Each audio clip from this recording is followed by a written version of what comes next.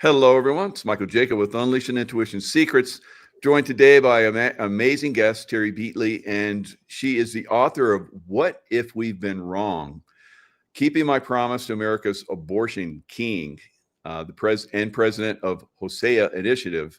In a rare interview in 2009, Terry was commissioned by Dr. Bernard Nathanson, the regretful co-founder of NARAL and father of America's abortion industry, to teach Americans the strategy of how he unleashed abortion onto the nation by deceiving millions with 8 points of propaganda. She promised Dr. Nathanson to deliver his personal parting message until it becomes common knowledge. Terry founded Hosea Initiative in 2011, a nonprofit 501c3 educational organization, as the conduit to deliver this healing truth. Leveraging the power of redemptive storytelling, she tells the conversation story of Dr. Nathanson and showcases the good news that even the most egregious sinner who repents can receive the love and mercy of Jesus Christ.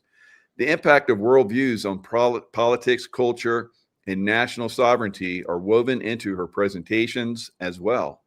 Terry has taught hundreds of thousands of Americans through public appearances, radio and television interviews, and Hosea initiatives liberated by truth conferences.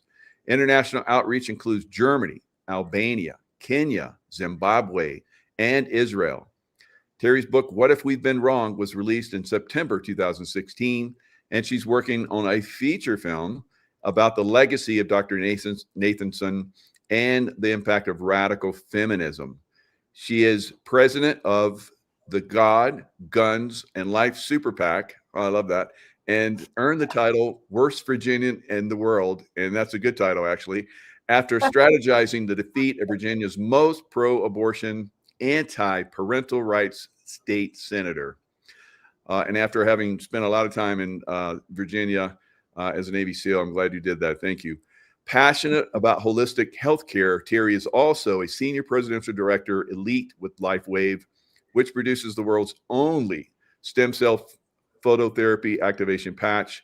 And just before the show, we were discussing how we sat at a table in a LifeWave event. So, I say that LifeWave was given to us by God, and you, I think, are on a mission from God. So, Terry, let's talk about it. Thanks for joining us. Hey, thank you for having me. I'm looking forward to this.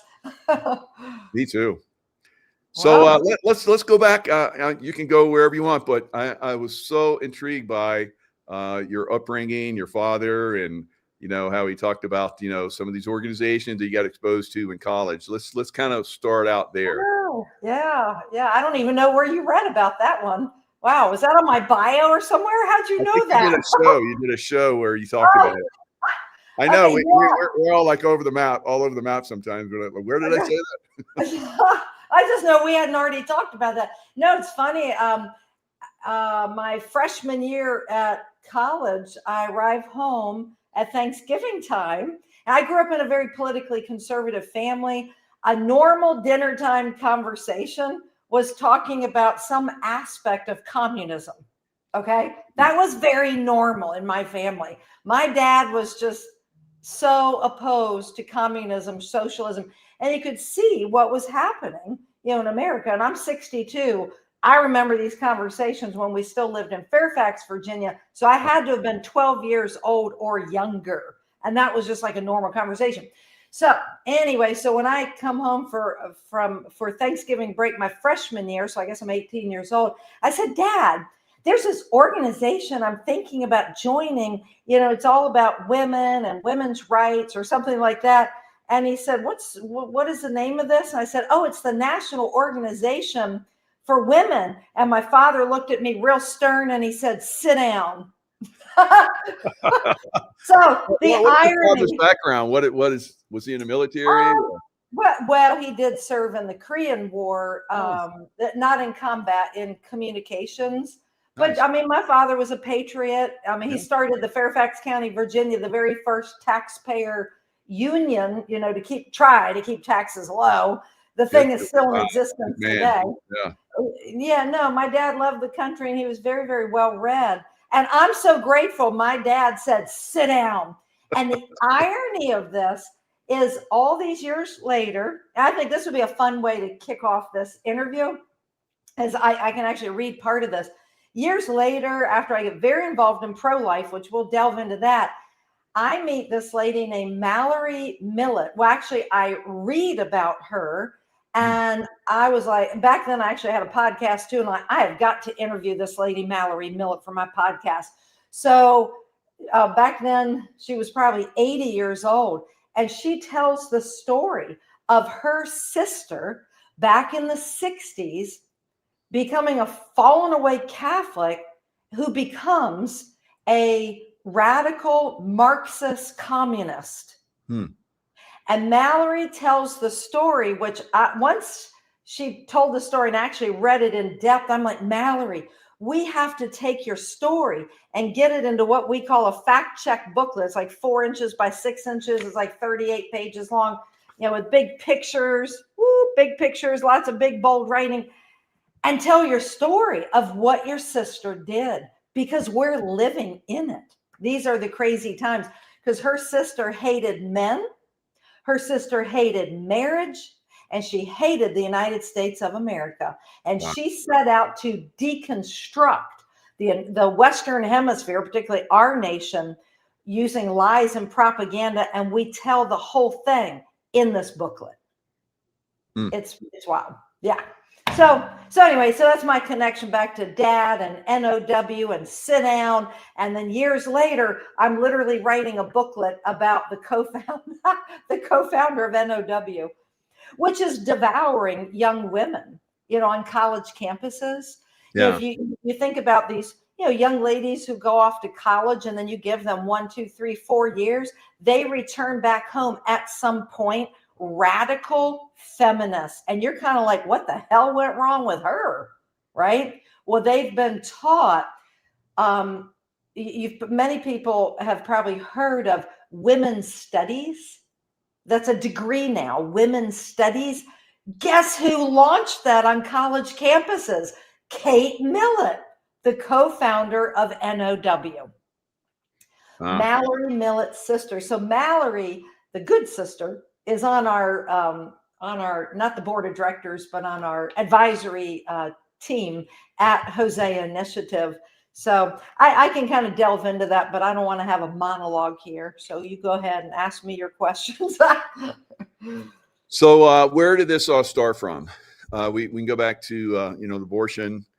Yeah. Where did that, going back in time, those people that were pushing abortion. I read a little bit about this, but tell us a little bit more about that. Yeah. How I got involved with this, and then all the way back to Sanger. So Margaret Sanger. Well, I mean, many of your followers probably know that Margaret Sanger was the founder of what we now call Planned Parenthood, but she didn't start it with that title, Planned Parenthood. Back then it was called American Birth Control League. Well, I find it really interesting that she started her mission to spread controlling births. She has 3 primary principles. If people will memorize these 3 things, they understand Planned Parenthood.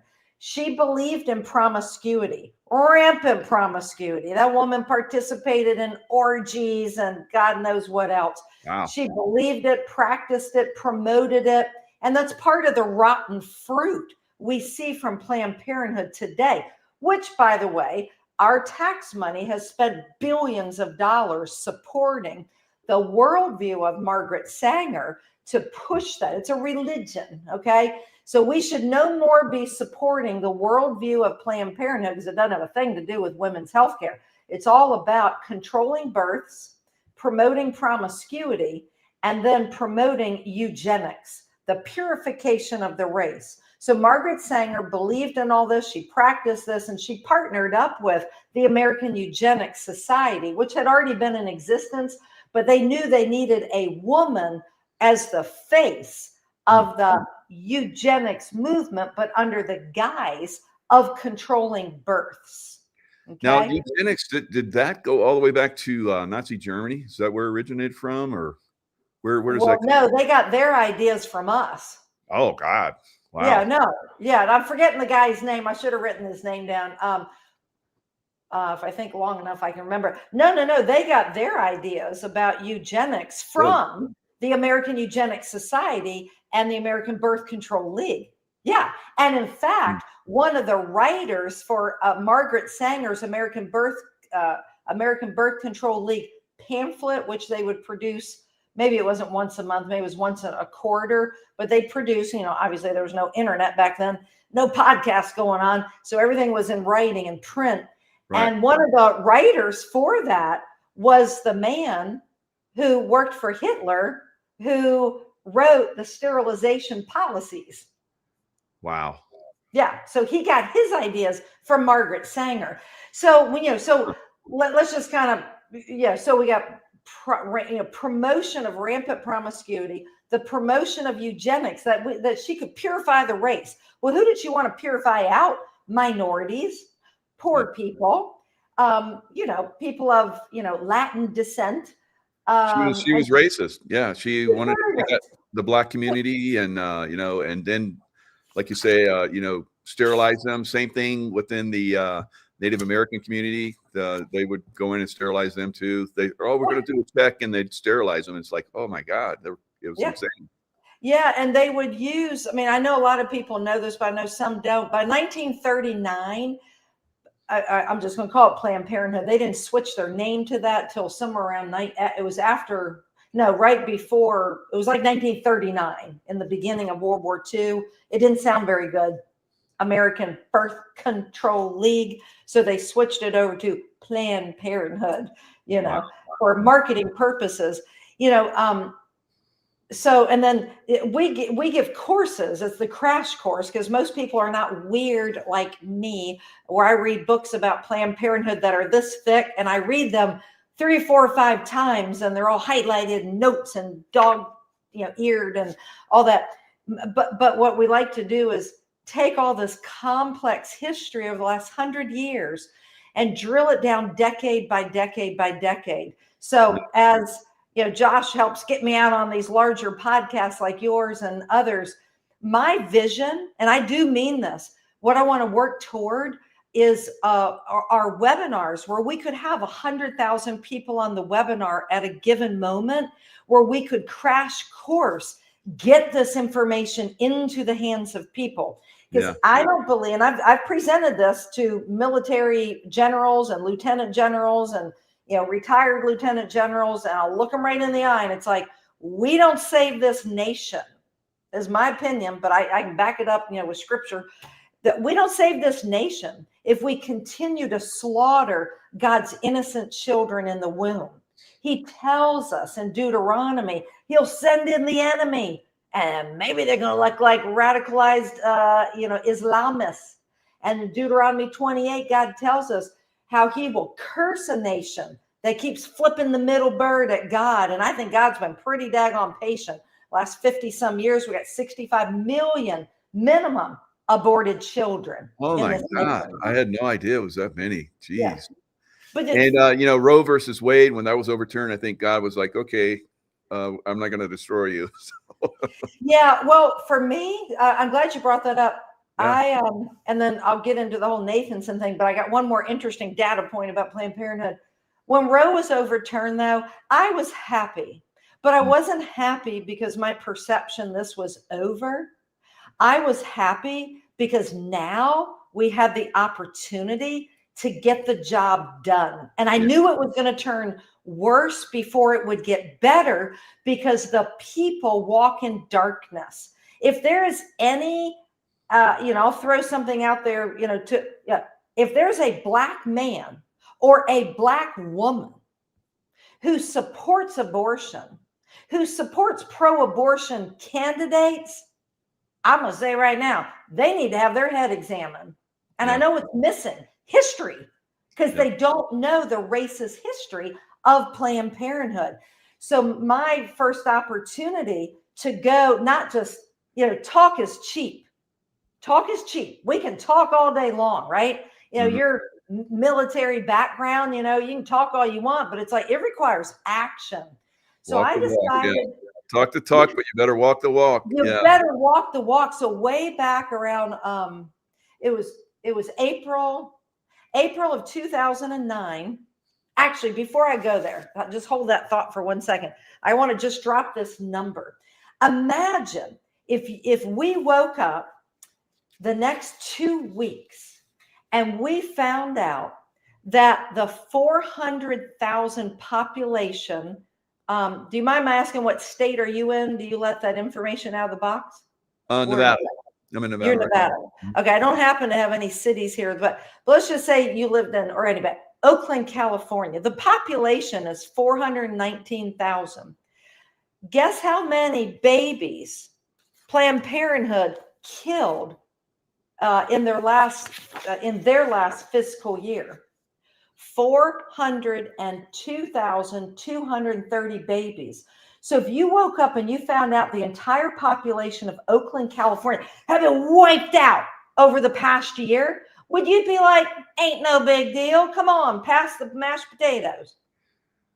Wow. No, we'd be like, what the hell is going on? All right, what about this? What if you woke up and you found out the entire population of Minneapolis, Minnesota was gone? That's what Planned Parenthood did their last fiscal year. Tulsa, Oklahoma, Wichita, Kansas, New Orleans, Louisiana, Arlington, Texas. These are cities that have about 400,000 people in them. And, figuratively speaking, Planned Parenthood came in and wiped out the population.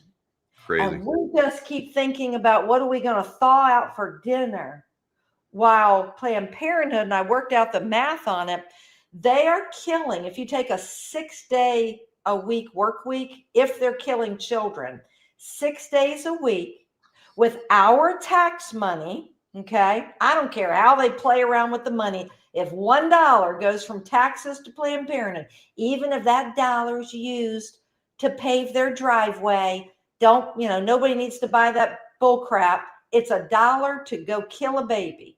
So 6 days a week, 8 hours a day, they're killing, just Planned Parenthood alone, 160 babies per day. Wow. Okay. Per hour. I'm sorry. 160 children per hour, 6 days a week. Okay. So it's not about women's health care. Planned Parenthood, it's a propaganda organization. It is not women's health care. It's propaganda pushing the worldview of population control, promiscuity, eugenics, controlling births. And then what Margaret Sanger believed in was revolutionary socialism, but her niche, her little carved out niche, was sexual liberation. She wanted women, and she put this in writing, and we saw it, Michael, we saw it. So she put in writing that she believed women should have that go to hell look in their eyes. And she believed women should have the right to create and the right to destroy. Margaret Sanger hated marriage. She hated the marriage bed. And she wanted women to go put on those pink hats. Walk with me on this one. Wow. Those million women that descended upon Washington, D.C. when President Trump won. And the day after the inauguration, the 1 million women descent. I can't remember, it was the day before, the day after. And they were throwing tampons in people's faces. It was exactly the 100-year, I call it the 100-year curse of Margaret Sanger and Planned Parenthood. But I believe with Donald Trump coming in, and I don't even think that man knows yet, his arrival in 2016, if we can get the nation educated, and I will be the tip of the spear. I don't mind, but we got to have platforms like yours where we're pushing this across the United States, and then be able to duplicate the information, get the people educated, get people using our resources that are so inexpensive. That was the 100-year curse, because she got started in 1916. Trump won in 2016. Wow. We have to take down the shackle that holds America in bondage. It's not a lot of this other stuff that we're working on. Yes, we gotta work on a lot of that other stuff for sure. But it hinges on what we do with life, God's gift of life. That's it. Fantastic. Now this is your website, hoseaforyou.org. And I was like, how did you come up with that, Hosea? And then I saw, my people perish for lack of knowledge.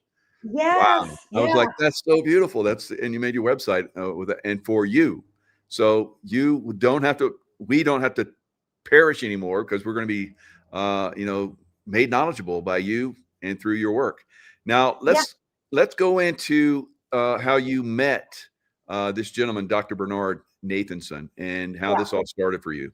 Sure. Yeah. I had been in the corporate world from 27 to about 40 years old. Now, I'm only 42, so no, just kidding. Yeah, many years ago. But I had been in the corporate world from, from early 20s till about 40. And then, see if I got my years right. Yeah.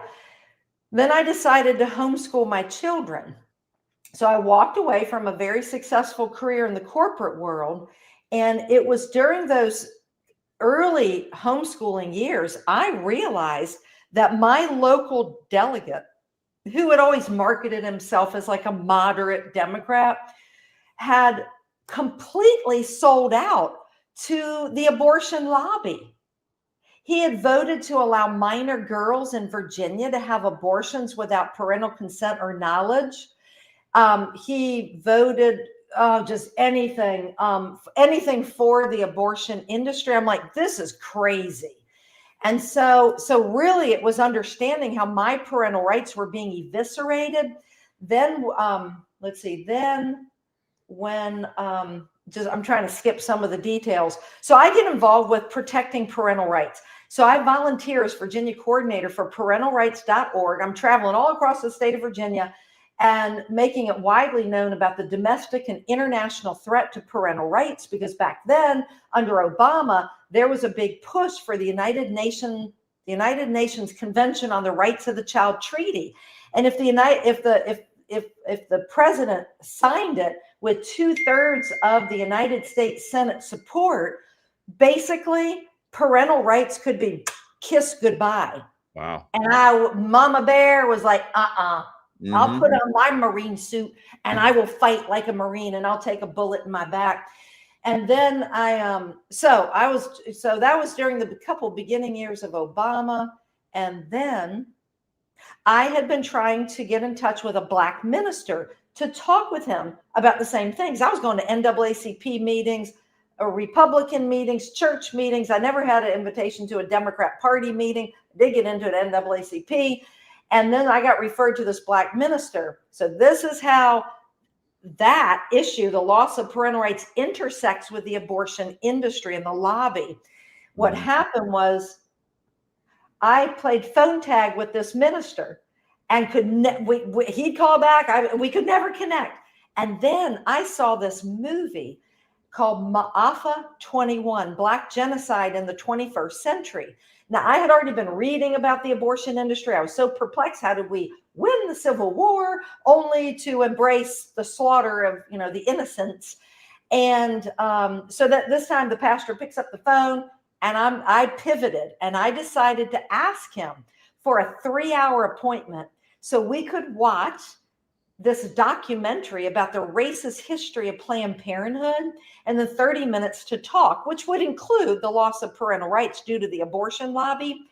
And so when I was walking up the steps that day, because it was an election year in Virginia for the House of Delegates, and I didn't want him to think I was just exposing all this just so, I'm trying to get some political party, vote. I just wanted him to know what was happening to Black babies because of government-funded Planned Parenthood. So I walk up the steps and I'm like, God, please don't let me talk politics, because growing up in a politically active family, I'm very comfortable talking politics, talking religion. I'm comfortable. I'm more comfortable talking that than most things. So, but I didn't want to start talking politics in any way. So we watched the documentary, and at the end, as a white person watching the history of Planned Parenthood, if you're not watching the film with the proper lens on, the lens of worldview, you might think it's a white versus Black thing, but it's not. it's a non-Christian worldview versus a biblical worldview. Because all people are made in the likeness and image of God. Doesn't matter the tint of your skin, right? And so anyway, so when it was over, I just said, Pastor Bibbins, tell me what you think. And this is where God just, again, began to change the trajectory of my life. The pastor rolled his chair forward. He wagged his finger at me like this. Literally, my first thought was, oh my gosh, he hates all white people. But that's not what he said. He wagged his finger like this and he said, I'll tell you what I think. I will never again vote for a pro-abortion candidate for as long as I live. For if I do, I'm voting to annihilate my own race. And furthermore, I get it now. Abortion's wrong. OMGG. He just answered me with a political answer. Beautiful. Right? Yeah. Wow. And that's when I forgot to share this on the previous podcast I was just on. And it's always stuck with me, though. It was as if, this is where Hosea Initiative picked up its motto years later. We have two mottos, bringing healing truth and then educate for action.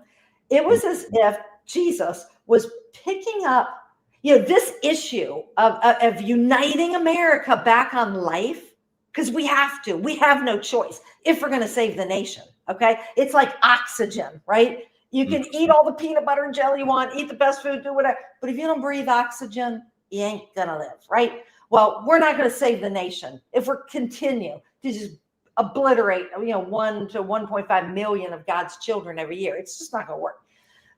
So anyway, so I forget where I was going with that thought. Oh, it was like God was just pulling back the shears of the curtains, because he had these long curtains in his office with these shears. And it was as if the shears were pulled back and they were light. And our motto is loving others with the truth. Beautiful. And sometimes the truth is really ugly. White Terry sitting with a black minister, exposing the racist history of Planned Parenthood thanks to a bunch of racist, white, God-hating people, right? But it's the truth. Yeah. And then we united. Then he asked me to come to his church 2 months later. In June of 2009, we had 55 people the first night, 110 people the second night. And we showed that 2.5-hour documentary over a 2-night period. But I didn't just show the movie, because I prayed and prayed because I knew it was more than just a movie.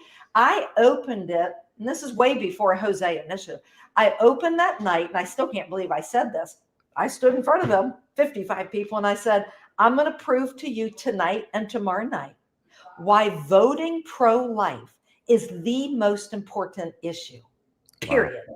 Wow. Then the second thing we did, I had to explain, because it's just good old country folks, I needed to explain, what is worldview? We've got a biblical worldview. We got a secular humanist worldview. There's a Marxist communist worldview. There's a New Age worldview. Now you get the Islamic worldview. I didn't go over necessarily all of them, but I went over the 3 big ones that pertain, to Planned Parenthood.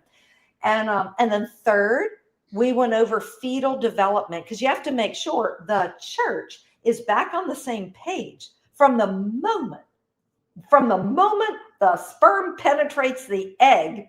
It's a new human being. That's not a fertilized egg. Okay. That's a new life. Okay. It's a new life. And so we went over fetal development from conception to 9 months. People are oohing and awing because it's a 4D video. Then we showed the first half of the Ma'afa 21 documentary, and we paused it. And when I walked in the night 2, the word had gotten out, and they doubled the population there. Wow. And then we finished the documentary, and then we went over the secular answers to pro-choice arguments, just from a secular standpoint, because you don't have to be a Christian to be pro-life, right? And then we cracked open the Word of God. Okay, so that's what happened. That was in June of 2009. So it's June, then July, August, September, October, November, 5 months later, I'm at a prayer vigil at my church begging God to tell me, what am I supposed to do? They made me promise I'd never stop. I'm white. They're mostly Black. I'm crossing the racial political divide. We're talking politics. We're uniting a life. And all I could hear, it wasn't audible, but in prayer, because I was begging God fervently, all I could hear was go interview Dr. Bernard Nathanson. And I knew who he was. I knew who he was. I'd already read 1 out of 3 of his books. And that's where the next leg of this journey begins. And it's the missing link. It's the missing link.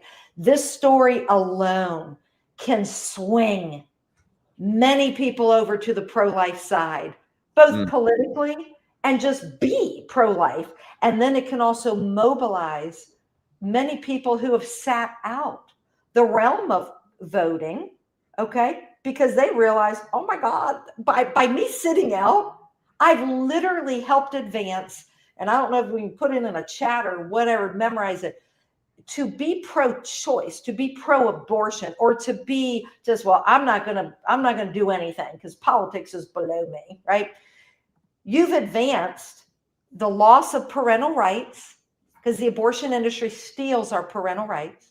You've advanced the rapid rise of breast cancer because and I can talk to your audience on this on another presentation because it'll take too long, but if we can just kind of go with this for a minute. To abort, particularly the very first pregnancy, that very first baby is the best protection against breast cancer. Wow. And it's being kept. The Susan Komen organization, don't send your dollars to Susan Komen, send them to Hosea Initiative. Susan Komen is in bed with Planned Parenthood. And I got the proof for you. Your listening audience, if they can go and watch, you can stream it. Watch the movie called Hush. And just do Hush breast cancer when you want to search it. Hush breast cancer. And you got the right movie if it looks like the Statue of Liberty, but she's been photoshopped to look like this, like Hush, with her finger over her lips. You, all your people, hundreds of thousands, watch the movie. And then come over to my organization and join. We've got an online community called Raise Up Your Voice. Raise Up Your Voice. Okay, join our online community. It's brand new. We don't have a whole lot of content in there. We're going to be uploading all these different podcasts and all that in there. But what we're looking for, Michael, is grassroots. I want a grassroots Terry Beatley in every single county across our nation. And that's not an audacious goal. That's only like 3,000 some people who are motivated, who they can stake their claim in their own county, in their state, and they can make sure all of their people eventually learn this, how abortion has fast-tracked breast cancer, how a vote for a pro-abortion candidate is a vote to eviscerate parental rights. How supporting pro-abortion people, candidates advances Margaret Sanger's Negro Project. Think about all the woke young people who think, oh, they're so woke, they're so perfect, they're so this and that. It's like, wait a minute, to support anything pro-choice is to be supporting Margaret Sanger's Negro Project. There is a reason why. Check this out. And maybe the numbers have changed a little bit, but the principle's the same. Black women who are of childbearing age represent about 3 to 4% of the nation's population. Only 3 to 4% Black women who are of childbearing age. Okay, but they represent 36% of all abortions. 3 to 4% represent 36. There's a reason for that. And we teach that we call it pills and potions. We give seminars. So if you can catch my vision, imagine if we can have 100,000, 250,000 people on a live webinar, and we're literally taking this by storm. And then we've got the website now with the Raise Up Your Voice, and we can now get the people engaged at the county level, and we can identify who they are state by state by state. And we've got the educational tools at Hosea Initiative And this is so cool.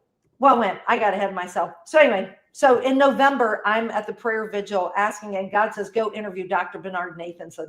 So if you're a listening audience, Dr. Nathanson is the father of America's industry of abortion. He was the Dr. Fauci of yesteryear. Okay. Now, why is his story so important? And I'll sort of do a rhetorical kind of thing. And it would be if Dr. Fauci all of a sudden said, Michael Jaco, I'm coming clean. Would you interview me? And you get Dr. Fauci on your show.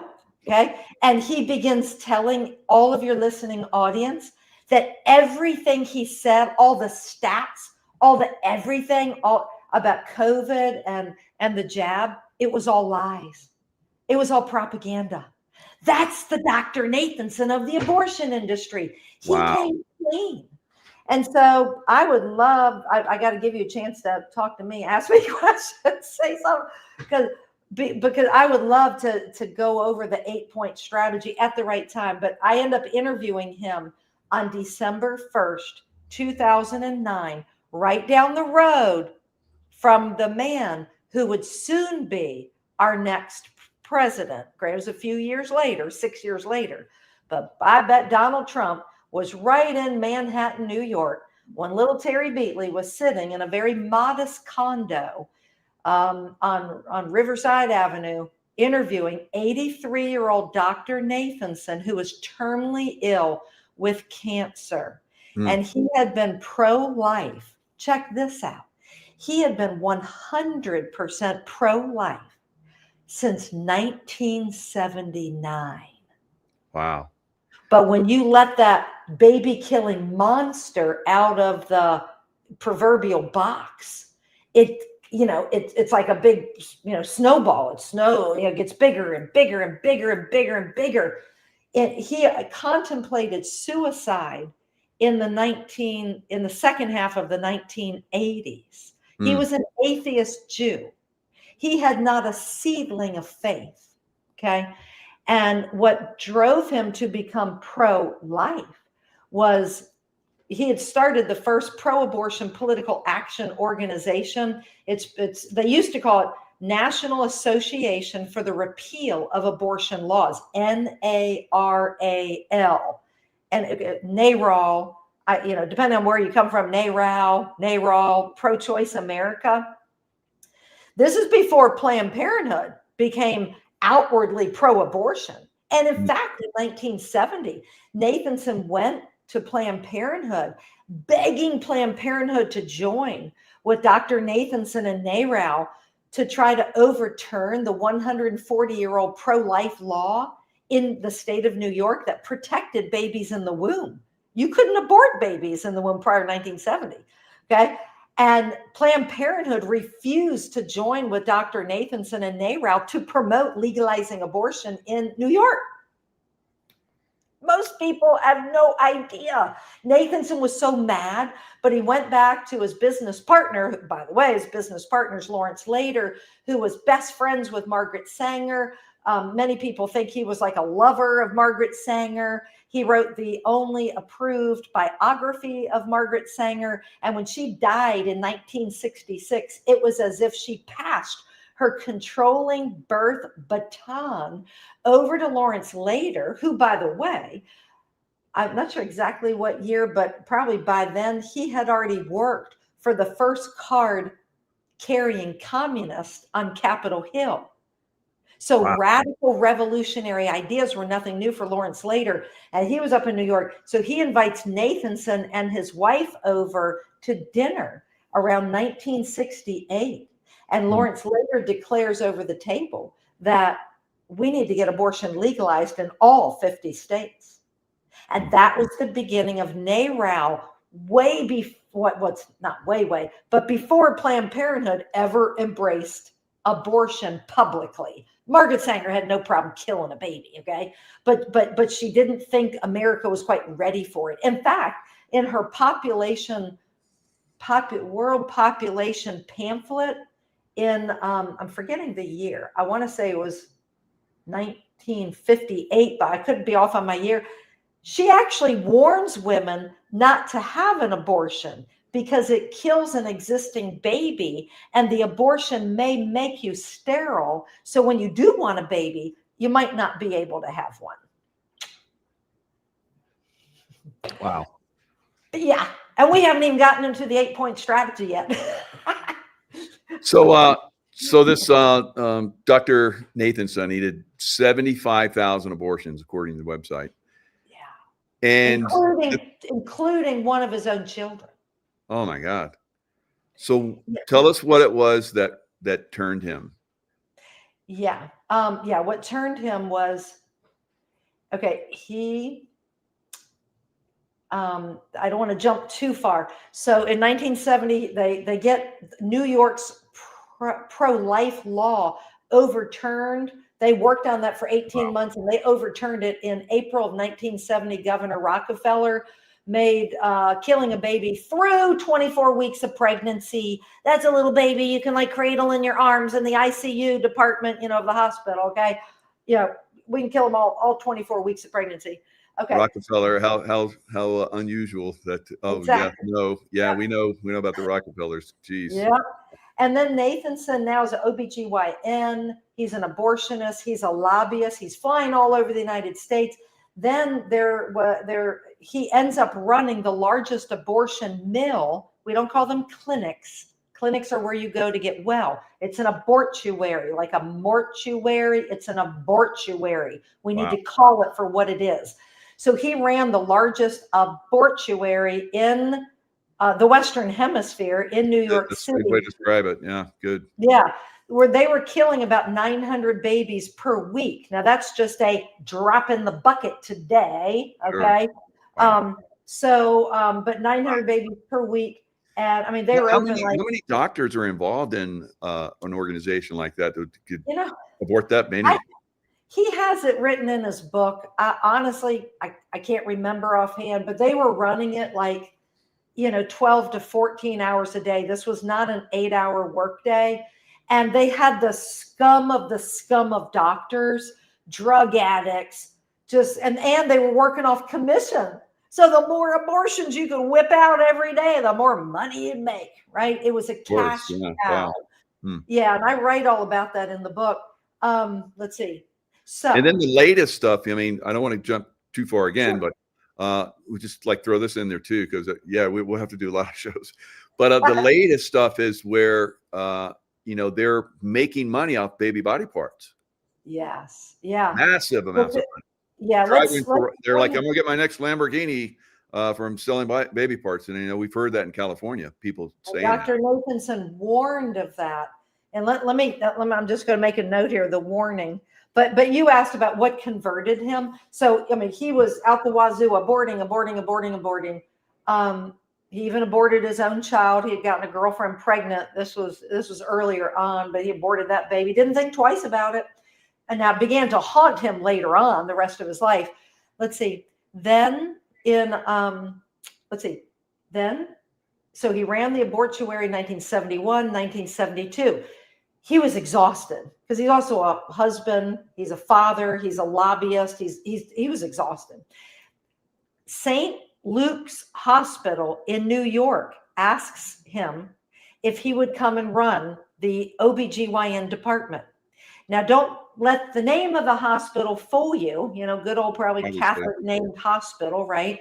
Mm-hmm. But at St. Luke's Hospital, New York City, they were birthing babies on one floor, and they were slaughtering them on a different floor. Wow. And there were days that Nathanson would show up. He's like, wait a minute, am I here to kill or am I here to save the baby? If a woman's going in premature labor, whatever, 24 weeks, he's like, wait a minute, am I here to kill or am I here to save? So perverted. So what happens is about 6 months, which mind you, this is in 1973, he celebrates the Roe v. Wade decision. He didn't know exactly when, but it was within 6 to 8 months in 1973. The hospital rolls in a brand new technology called real-time ultrasound. Wow. He had been seeing the still grainy photographs of babies in the womb, but they were just so grainy and unclear. But wait a minute. Now he could see the heart beating that once could only be heard. Now he could hear it and see it. He could see the baby smile and stretch and yawn. And Dr. Nathanson, when I sat with him on December 1st, 2009, he said, Terry, this is a direct quote. He said, real-time ultrasound was the bomb. It made everything come alive. And he began bonding with his second patient. And then now he's got a big dilemma on his hands, sparing a bunch of details. It takes him 2 years to resign from NARAL. He was begging with him. He's like, look, we got a moral, ethical problem on our hands. The science has caught up with our life. It's like Fauci right now, right? But Fauci hasn't come clean, right? Okay. All the lies are catching up with Fauci. Well, all those lies were catching up with Bernard. It's not a baby, it's just blob of tissue. Well, blobs of tissue don't have little fingers and hands and they're smiling in the camera, right? So I remember when I saw both my children in the womb. Really? I was like, wow. And so I could see how that would turn. And I've heard it's women that were going to get aborted, they would see the baby in the womb and they were like, nope. Yeah. So it makes it made him do, and it took him a few years, but it was by 1979, he was 100% against abortion. And I think it's prudent to cover the three biggest ones that the abortion industry hides behind. Oh, Terry, well, what about rape, incest, life of the mother? Let's talk about those. All right. Life. Nobody says let the mother die. If the mother's life is in danger, by all means, take the baby out of her womb, but you take the baby out with the best intention of saving the baby's life, not crushing the skull and pulling the arms and legs off of that baby. Okay. And I say it in graphic detail because we as Americans, we have not been hearing the silent screams of those babies. And we've become very numb to even the word abortion. We're numb. Yeah. Okay. So that's life of the mother. Now let's address the next one, rape. Okay. We do not punish the children for the crimes of the father, period. We don't. If that woman does not want that baby, provide life and a future for that baby through adoption. That's a beautiful thing. There are like 1 million couples out there who cannot conceive. Mm-hmm. There are a whole host of different reasons, abortion being one of them,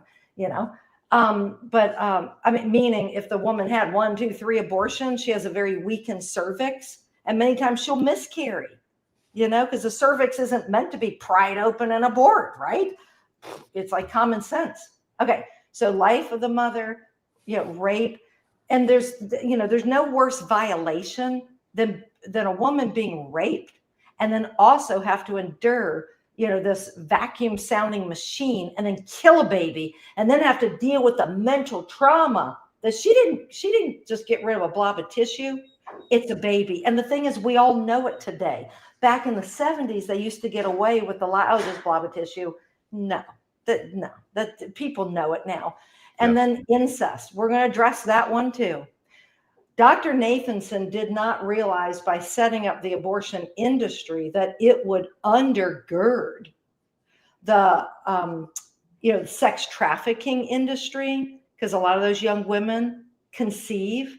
Well, they can be taken over to Planned Parenthood and get their little private abortion with their pimp, right?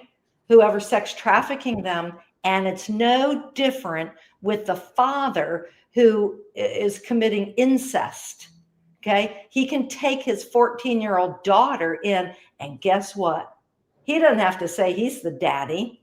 Okay. But daddy's going to make sure she gets an abortion. And now he can do that over and over and over. And just like boyfriends who want, they didn't have any problem having sex with their girlfriend. Oh, but now that, that produced a result called a human life, the boyfriend now wants to coerce the girlfriend to go have the abortion. And that's wrong. So life, abortion is an intrinsic evil. There's nothing good that comes out of abortion, period. Plus, and maybe on another show, we can get into the whole breast cancer thing and why are all these abortion mills, so many put in Black neighborhoods. That's not by mistake.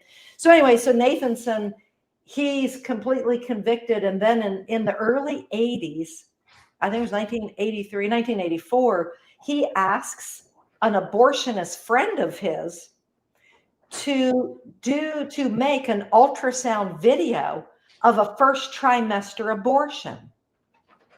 Because Dr. Nathanson's wondering what's going on inside the womb with the baby, before, during, and imminently, during the abortion. Mm-hmm. And then together, Nathanson and the nurse and the abortionist, they watch the raw video footage. And what they see causes the nurse to quit her job that day, the abortionist, Dr. J. Kellenson out of New Jersey, to, from what I understand, never do another abortion again. And it causes Dr. Nathanson to go down a very bad, cyclone of suicidal thoughts. Wow. Because what they see on this, I believe the baby was 10 weeks old. I'm just kind of drawing the blank. It was 10, 11 weeks old. What they see is, first, on the heart monitoring, the heart rate as I'm gonna be graphic because your listeners need to understand this. Yeah. We are not hearing the silent screams, and that's the name of the documentary. And as far as I know, you can still watch it out on YouTube. I can't believe YouTube hadn't taken it down. Let's see, but I have the old 8-track. So if they take it down, we're still going to figure out a way to make sure America knows. But what viewers see, and it is a little bit grainy, but he points it out. He said, first off, the heartbeat goes through the roof when the suction tube is getting closer and closer to the amniotic sac. And when it bursts open the amniotic sac, now interpret that the way you want. For me, I mean, the heart rate to me goes up when the baby can sense danger, this loud sucking sound. The baby's been used to hearing the mother's voice, right? Or daddy, maybe daddy whispering, talking to the baby, not the sound of a vacuum cleaner, okay? And then before the suction tube sucks that baby into multiple different parts, and then you see the baby open up his or her mouth, and this is a direct quote from Dr. Nathanson. The baby opens up his or her mouth in the silent scream of a child threatened imminently with extinction, and then it's gone. And that was a human life. Wow. That's it. That's it right there. I'll put this in the chat, guys. So, but here it is. I kind of like scrolled through a little bit. It's not pretty. So yeah, and then everyone needs to see this. That's thinking the abortion is cool. So, well, I've got one more, and I dare your listening audience. It's like we have to be reawakened. It's just like all of you Patriot podcasters, right? We're all trying to awaken Americans to what is truth. What are the lies? Where have the attacks? How have we been attacked? How is it now we send off young women to secular universities for sure, and they come back radicalized to some different degrees? That all has a history, right? And so my my lane, it's to stay in this lane of life, fulfill the promise I made to Dr. Nathanson. I don't even think I told you what the promise was. At the end of the interview, I said, Dr. Nathanson, if you have a message for America, and if you tell me what it is, I promise you I'll deliver it across our nation until it becomes common knowledge, or until Roe v. Wade is overturned, whichever one comes first. And that was the only time in the interview, which was a very somber interview, that there was ever like a little twinkle of, I call it hope, in his eyes. And Dr. Nathanson looked up at me and he said, yes. He said, teach the strategy. And I keep holding this booklet up. It's an 8-point strategy of how I deceived America. And then, so we all need to know what's the 8-point strategy of propaganda, which I don't know if we have time to go over today, but I'll come back and we'll do it again. But we want everybody to get the fact check booklet. You can go right onto the homepage, click on the link, boom, get your fact check book. It's $4. And we're hoping people will go in together and get cases, because by the time you get them at a case, I think it's like $1.65 a booklet. It's 200 in a case. They're very economical. And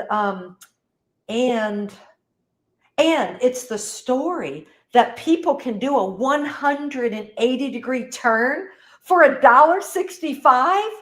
Michael, we've saved America and obliterated the abortion industry at $1.65 a head. I think that's pretty good math. I don't know about you, right? So anyway, I don't know if anybody that just watched this show would still go get an abortion. But no, maybe we can get some more information out there. Absolutely. Call Terry Beatley. I know people who would love to have a baby. So anyway, so Dr. Nathanson says, in addition to teach a strategy, he said, then tell America that the co-founder of NARAL says to love one another.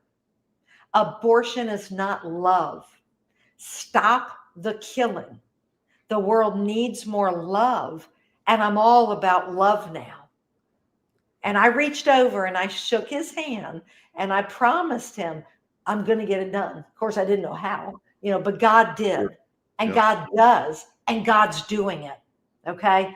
Mm-hmm. I think 2026 is literally going to be the year that, as long as I stay, I know what the tip of the spear is. And the tip of the spear is it's kind of two parts, but it's still the tip. Okay. It's Nathanson, and it's helping America understand Planned Parenthood has nothing to do with women's health care. And it must be, and this is biblical, but it can only happen if the people get educated. It ain't about, if we get enough Republicans in Washington, D.C. Those are men without chests, right? Like G.K. Chesterton said, they're men without chests. I think that was Chesterton.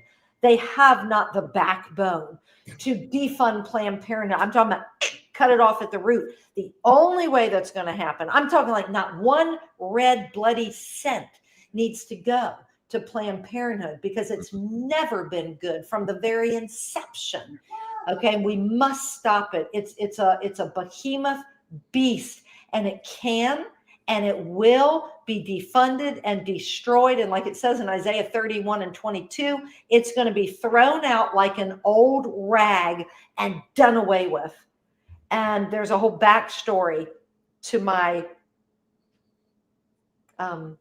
belief in what I just said. And I can share that on another interview if you ever have me back. I don't know how much time we have. We haven't even gotten into the 8-point strategy yet.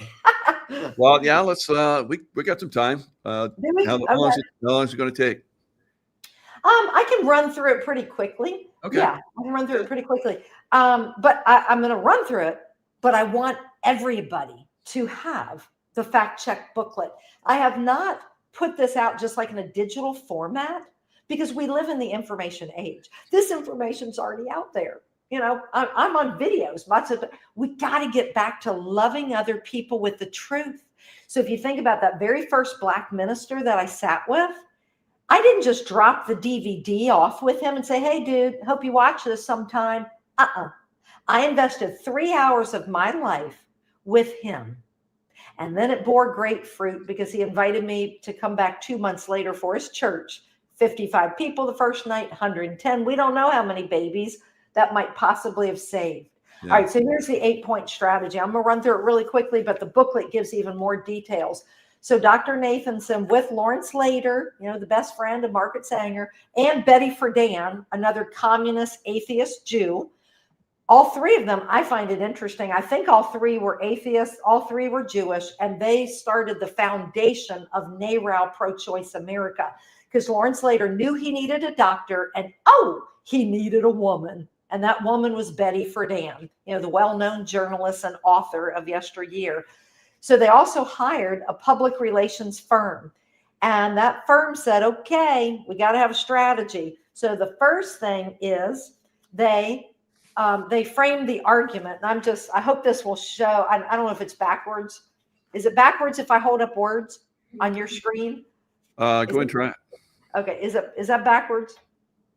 Nope. That's good. Oh, it's not. Okay. This is how easy the booklet is. So every page has a picture and then words. Picture, words, picker, words. Okay. They framed the argument. Oh, they framed it around choice. Because the PR firm said Americans love choice. You know, I think about how many choices of tennis shoes, how many choices of just flipping orange juice.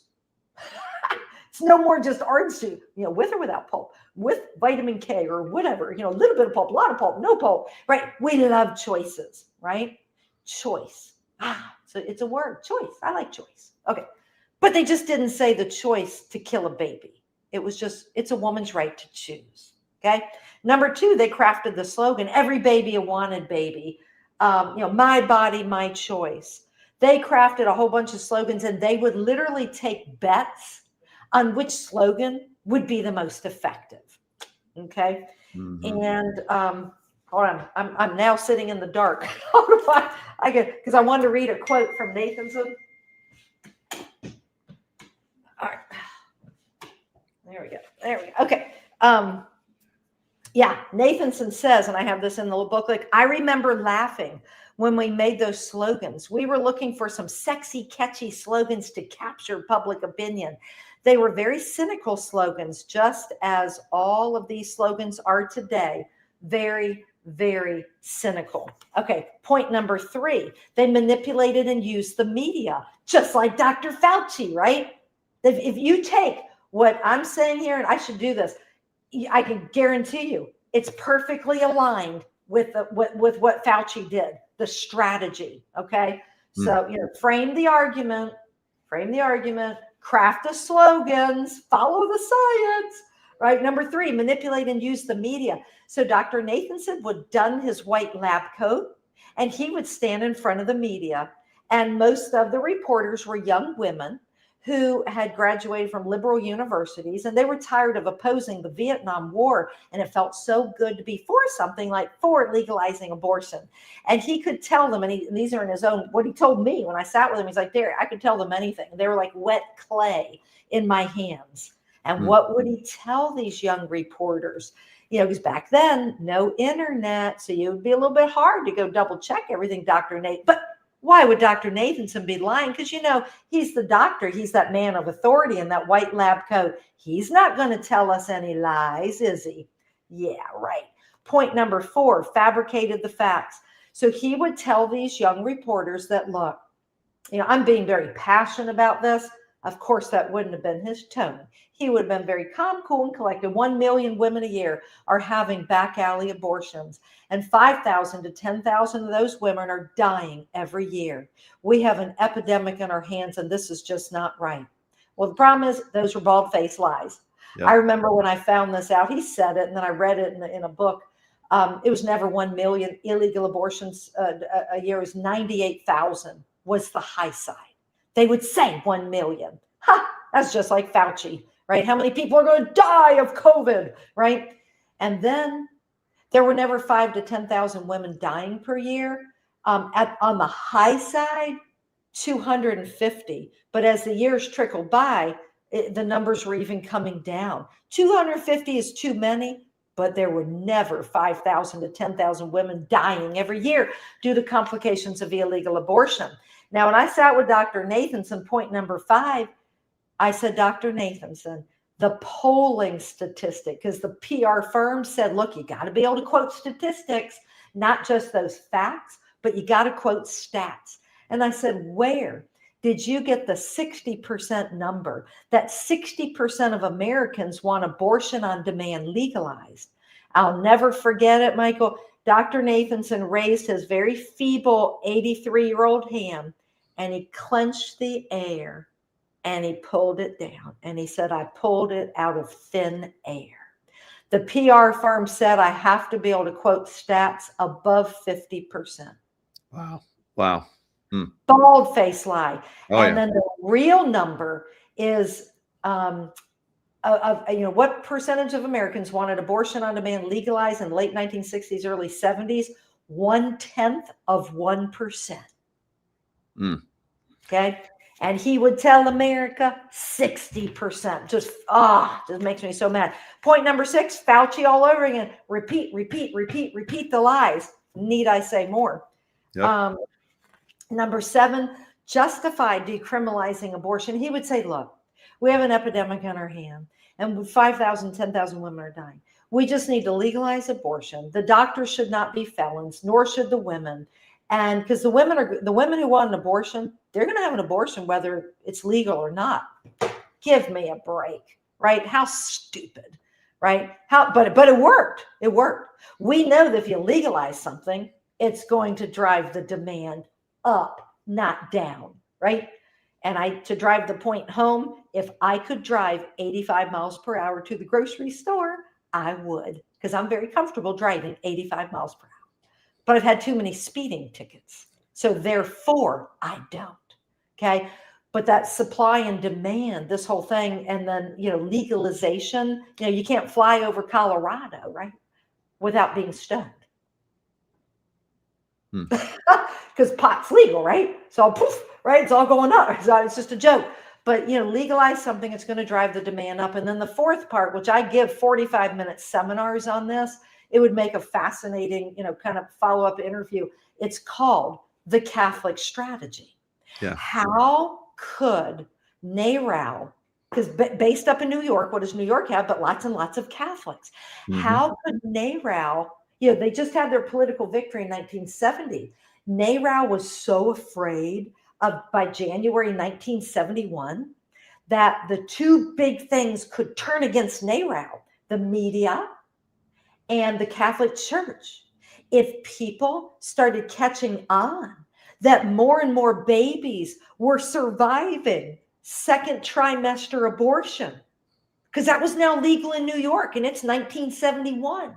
They had babies who were being born blinded, burned, because they would inject saline into the womb for a second trimester abortion. And it would be a slow death of a baby. And the woman would then abort a dead baby, a second trimester, big enough to rock in your arms baby. But some of these babies now were surviving. And Lawrence Lader was afraid. And he was afraid of the media, that if the media, because it wasn't as sold out on abortion as it is today, but Lawrence Lader and Nathanson were afraid of the Catholic Church. What if the Catholic Church made it well known that all this is going on? And what if they couldn't get enough Catholics to start voting for baby killer candidates? Okay, so they devised the 4-part Catholic strategy. It's 4 parts to the Catholic strategy. I'm just going to summarize it, but I give a whole dissertation on this, okay?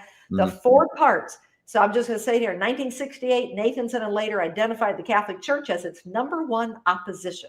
The church's longstanding, uncompromising defense for the sanctity of human life stood in the way of NARAL's abortion revolution. So they launched a religious war, and that is what Nathanson called it when he came clean.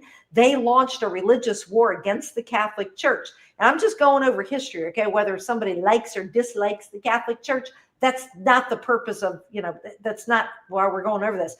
NARAL launched an attack on the Catholic Church. They called it the Catholic strategy, a savvy political scheme still in effect today. NARAL knew that if they could convince enough Catholics to support pro-abortion candidates, even if the Catholics were pro-life, they knew they'd have long-term victory.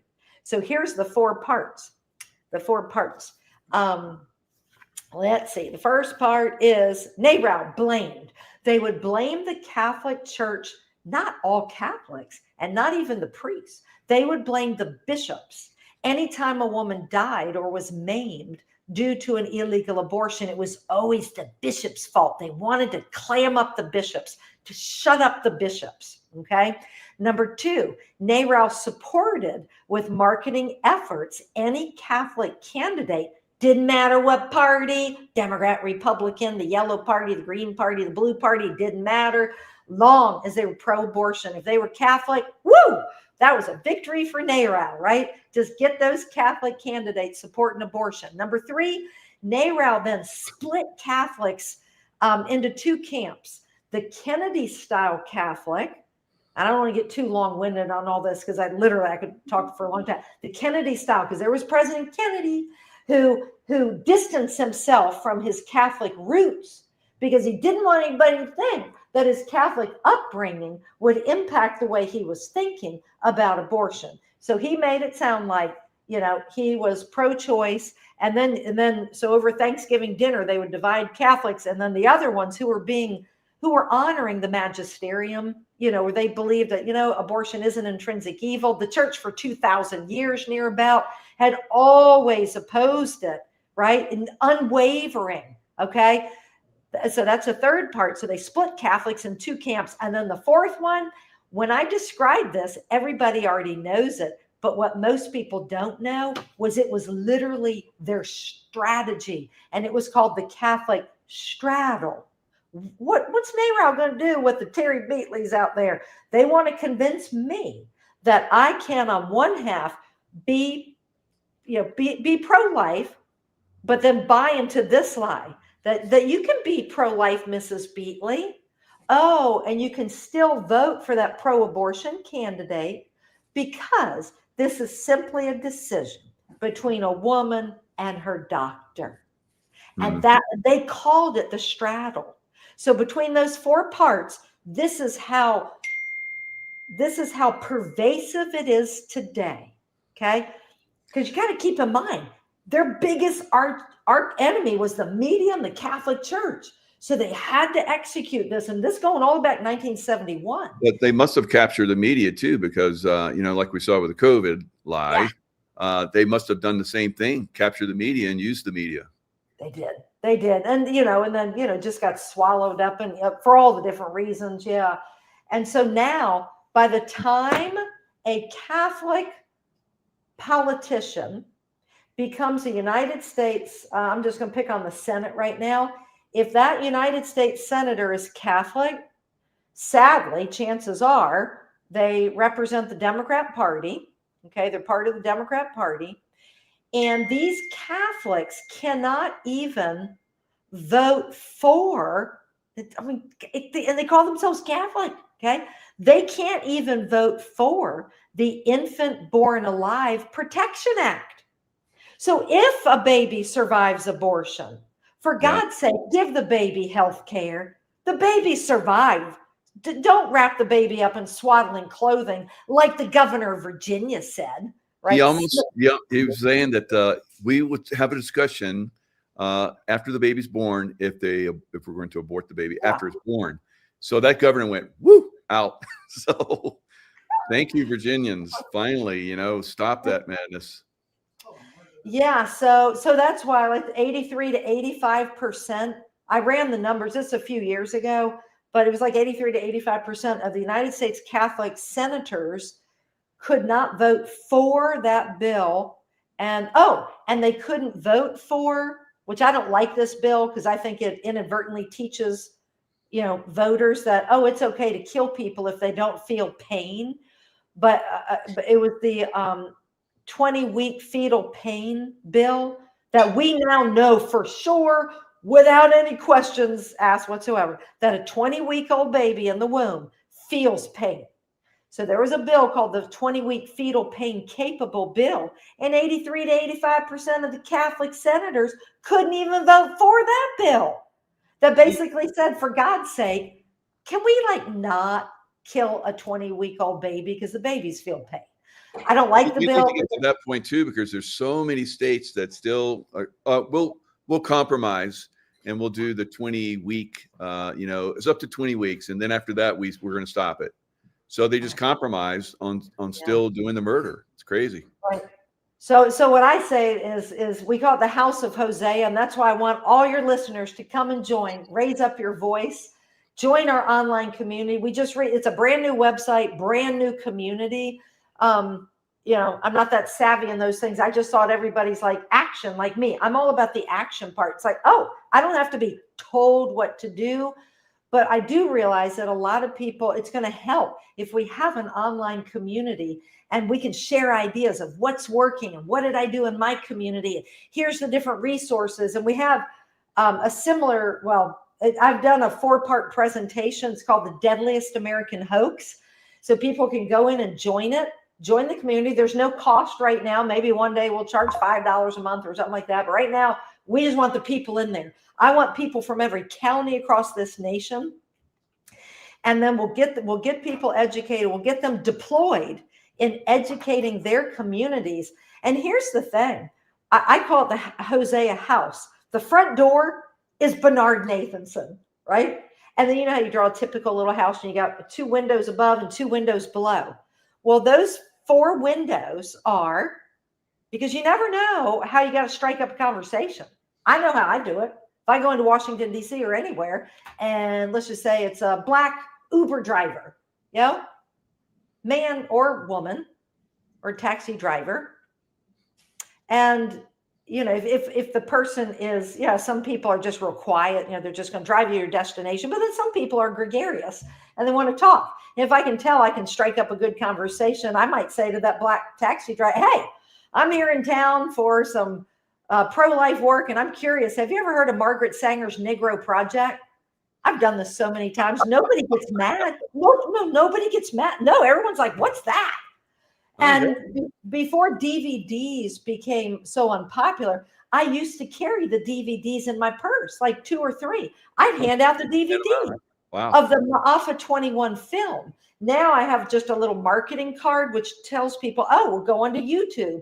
Watch Ma'afa 21. You can still buy the DVDs, or it could be like I stopped in my local hometown. I was so tired, didn't feel like talking to anybody, and I needed clothes for a presentation, you know, leaving town.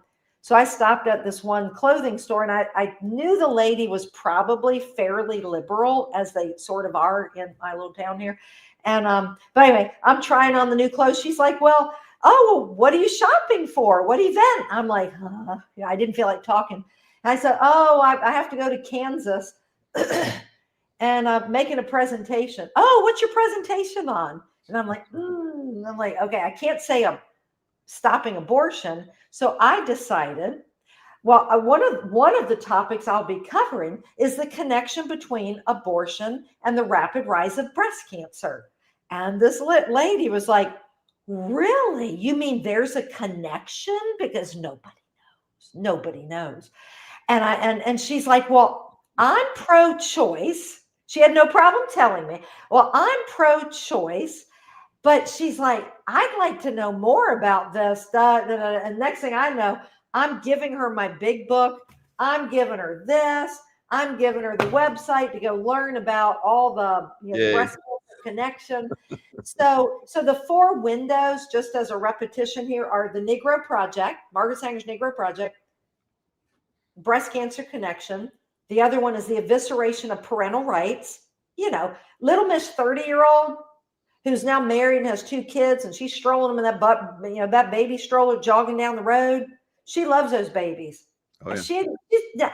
She might think she's pro-choice, but if she can meet me and I can let her know what the law is in her state on parental rights and the loss of parental rights because of the abortion industry, she might just be deciding she might not be as pro-choice as she thought she was, because she loves those babies more than she loves the abortion lobby.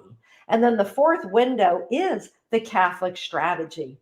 You know, we could literally end abortion in this land if every Catholic in this nation responded to learning about the Catholic strategy and fix it, because legalized abortion does not align at all with the Catholic faith, never has, and the Catholic Church has never changed. What has changed are the politicians, and a lot of the priests got loosey-goosey, and I think a lot of them bought into Marxist, theology and blah blah blah. That's a whole nother topic. But be that as it may, it's the church still calls it an intrinsic evil. Nothing good comes from abortion. So between Nathanson and the 8-point strategy, he's the Fauci of yesteryear, coming clean, and then those 4 windows. If we can launch this across America, and drive it down to the grassroots level. You got to be willing to do what I did. Love people with the truth, educate for action, knock on people's doors, share the truth. We can't just talk about it. We got to get off our butts and do something. And the best part is, these are stories. To learn about Nathanson, it's a story. What are you going to do? Get mad at a true story? It's a true story. You know, the father of the abortion industry became pro-life as an atheist. And then on December 8, 1996, at St. Patrick's Cathedral in New York City, he became a baptized child of God in the Catholic Church. That's great news. That's great news that the father of the abortion industry became a baptized child of God. And then he spent the rest of his life from 1996, and he died 2011. But he, you know, I mean, until he got super sick with cancer, this man was in the fight the whole time. And when his wife told me that it was highly unlikely that he would grant me an interview, because he had not granted an interview in over a year. And that's when she said, put my request in writing and fax it up to New York. Honestly, Michael, I didn't think I would ever hear from her again. I didn't think she would ever pick up my phone call or anything. But then when she called me back a couple of days later, and she said, Terry, to my amazement, my husband said, yes. Can you fly up here on December 1st? And, you know, we serve a God of order. And I absolutely love this part too, is we serve a God of order. And, you know, there are 365 days in the year. So going back to that promise, I said to Nathanson, I will teach until Roe v. Wade's overturned or it becomes common knowledge, whichever one comes first. Obviously, Roe's been overturned. The nation still doesn't know yet. Okay, I see God speeding this up, okay, for 2026 massively. And so I can't stop because the fruit is just amazing. You know, watching people convert to the pro-life side and the repentance. I want to come back to that repentance thing because that's all about healing the nation. Shoot, now I forgot where I was going with that thought. What was I talking about? The Nathanson, the repentance. It was a thought. I forgot where I was going, but it'll come back. But about the repentance, we have to repent. And I included myself in this because God tells us how to heal a nation. 2 Chronicles 7:14 in the Old Testament. If my people who are called by my name would humble themselves, repent, turn from their wicked ways, then I, God, will hear from heaven, forgive their sins, and heal their land. This is where I was going with this, is how do we know there hasn't been enough repentance? Okay. All we got to do is look at a presidential election. Okay. So go back before all of that voter fraud of 2020. Okay. And I have pulled the numbers on, you know, the last go around, but just say Trump and Hillary 2016, you know, that the bad guys were a little bit too unprepared. They didn't think Trump was going to win. They didn't do enough voter fraud, right? And Trump won. But when you look at the raw numbers, and I don't have them in front of me, he's still just, I mean, in a crazy way, he still won by the hair on his chinny chin chin. Mm-hmm. If the nation knew what I just went over, it should have been 80-20. Why? Because Donald Trump said, you know, I'm paraphrasing, these are my words, but, you know, Trump was 100% against, I mean, because he knew that was not, you know, nobody is really for third trimester abortion. Well, Hillary, you might think it's okay to abort a baby coming down the birth canal in a third trimester, but I, Donald Trump, don't believe it.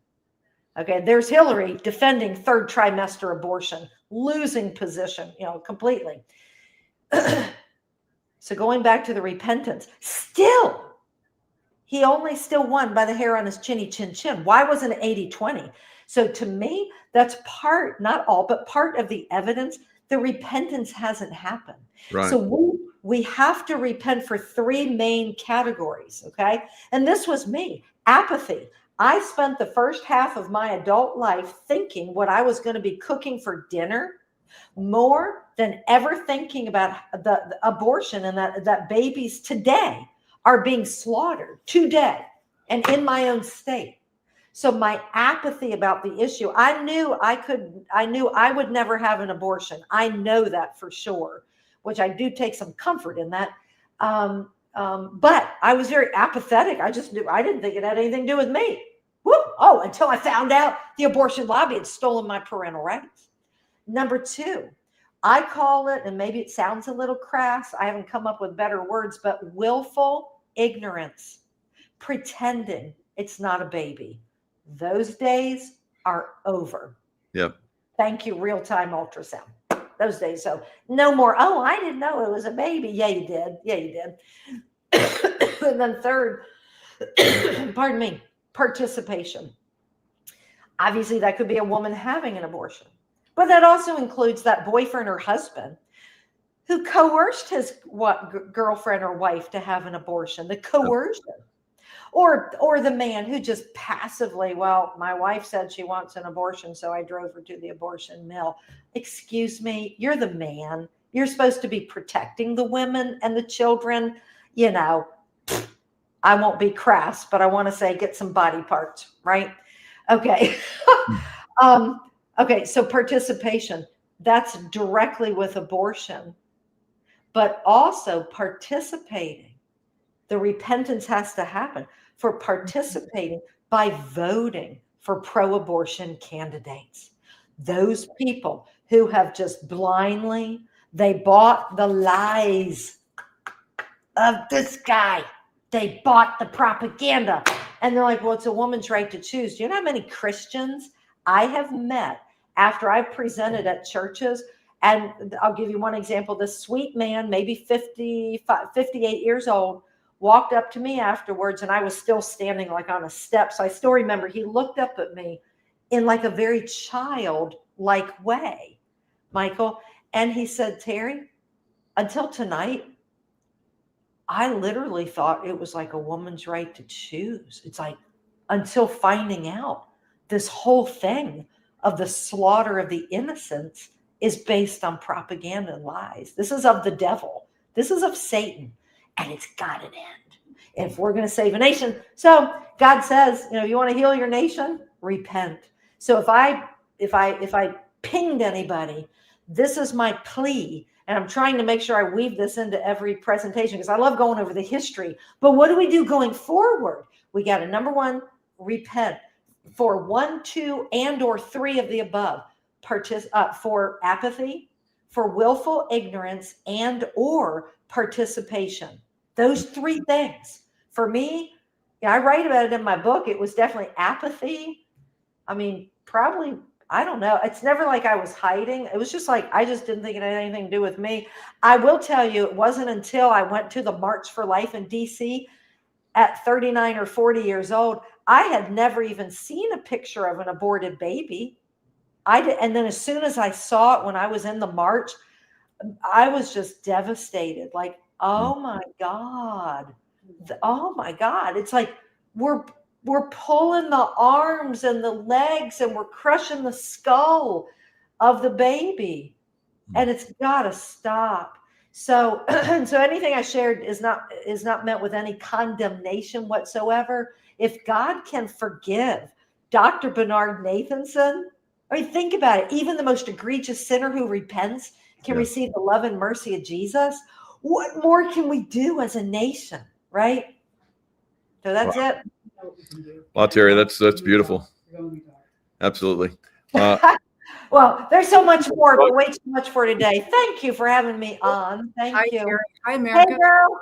I sat beside you at whatever conference we were at with LifeWave. And the talk was amazing. And this is real dear to my heart, but you have a fire that you needed to talk about this topic. And it does leave a taste in people's mouth and in their heart, you know, and it has to. We're about solutions now.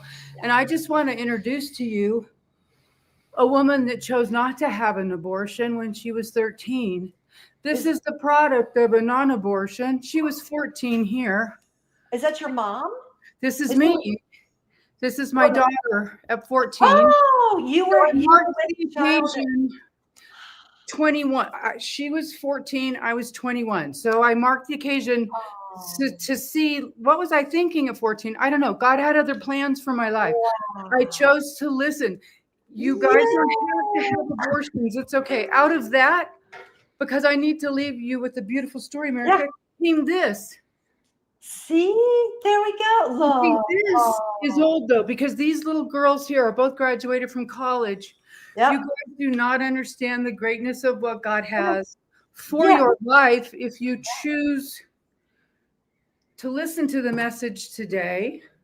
Yeah. And don't be mad at the messenger. Choice.